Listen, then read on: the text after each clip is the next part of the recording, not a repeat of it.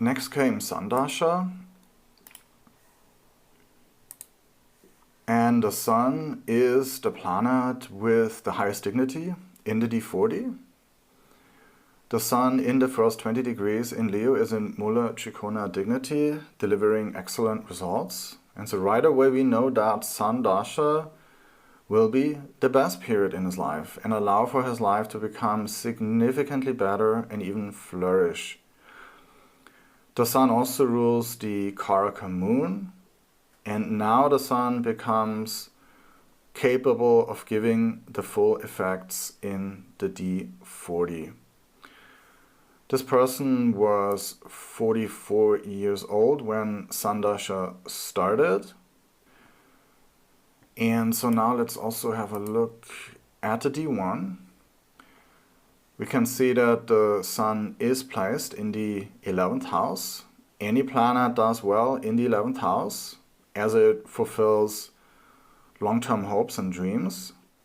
And the Sun here gets manifested by its Lord Jupiter. The Sun is the 7th Lord of business, and it's placed in the 11th house of gains and networks. And Sun Dasha became very important for his business. Now, the 7th house also rules romantic and business partners. And in Sun Dasha, he remarried, and his wife actually joined him in his business and shared responsibilities. The 11th house is an Upachaya house, and during Sun Dasha, his business and financial fortune increased. But not only was he more successful in his business compared to Venus Dasha, he actually started to enjoy his work. He became very productive, and most importantly, he felt a deep sense of purpose. During Venus Dasha, he had this incredible, Raj Yoga here, but the success was less, and he felt emotionally low, disconnected from work, and he was in general unmotivated. Again, Venus was heavily afflicted in the D40, but this all changed in Sun Dasha. He started feeling good about what he was doing. The increasing profits gave him a sense of validation that he was on the right path and doing the right thing. He became confident and took great pride in his accomplishments. He felt that this is all that he could have hoped for and was very satisfied with his business. What about marriage in Sun Dasha? Let's have a look at the D9. The Sun is exalted, and it rules one of the important 9th house factors, namely the 9th from Karaka Venus. Additionally, the Sun also gets manifested by Mercury and its Lord Mars. And so we see a complete turnaround in Sun Dasha, right? In the D40, Venus is debilitated. The Sun is in Mula Trikona dignity. In the D9, Venus is here in this misery interchange yoga, and the Sun is exalted and manifested on top of it by Mercury and its Lord Mars. Right? In Venus Dasha, the person felt like that their marriage couldn't get any worse.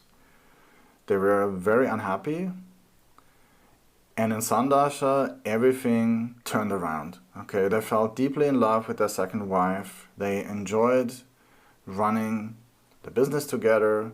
And yes, we can see that the Sun is here aspected by Saturn and Rahu. Now Rahu is exalted here because it has the dignity of its Lord, the Sun. And so this Saturn-Rahu aspect caused problems, but those didn't make them feel any less than being so happy to be married and to have such a wonderful wife on his side. And they just couldn't even believe that they were married to this person. Again, powerful planets in the D40 will give the best effects in the Vargas where they're well situated. And in the Vargas where they are afflicted, even the struggles are handled with grace and minimized. On the other hand, debilitated planets or afflicted planets in the D40 give a lot of reasons to feel like that life couldn't get any worse. And the good things they give are barely worth living for. In Venus Dasha, this person was drinking heavily, was struggling in business, they were depressed on and off, and caught in a toxic marriage that drained them. It was a time where life felt like a slow descent and nothing seemed to ever get better. But then Sun Dasha changed everything. Right? He cleaned up his act and became sober. He became responsible and was able to build a healthy and meaningful relationship with his wife. He took great pride in his work and wasn't just doing the bare minimum as in Venus Dasha, but now he actually cared about his success and reputation. Moon Dasha followed. And we can see here that Moon Dasha continued the themes of Sun Dasha. Right? It is manifested by the Sun, which increased emotional auspiciousness. In the D9, the Moon here is conjunct the Sun in Aries, and it gets also manifested by Mercury and its Lord Mars. And he continues to love and cherish his wife throughout Moon Dasha. Let's also have a look at the D1. Here we can see that the Sun rules the Moon. And so there's a similar theme here of the trajectory of his life path. Right? So in all these Vargas, the Moon is connected to the Sun and basically continues largely the same themes that were there in Sun Dasha. Next came Mars Dasha. They were 60 years old at that time. Mars rules the 10th house of status and career and is placed in the 8th house of transformation. Mars rules Saturn, the planet of retirement. Saturn is also the 12th lord of retirement. And in Mars Dasha, this person sold their business and retired. Now let's also have a look at the D40. And here we can see that Mars is in Scorpio and its own sign and a manifestor of auspiciousness in the D40. Particularly so because it is also here placed in the 4th from the Karaka moon. Mars is conjunct manifestor Jupiter. And it also gets here afflicted by Rahu. But all in all, Mars Dasha brought about better than expected events in their life.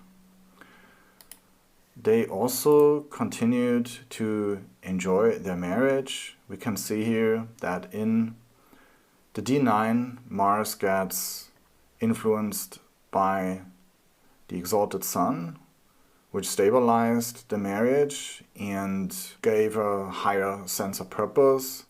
Mars's lord is Saturn and is a conjunct Rahu, and that caused some problems in his marriage. Saturn here reminded him of some unresolved issues, but nothing he could manage, since Mars is very powerful here in the D40.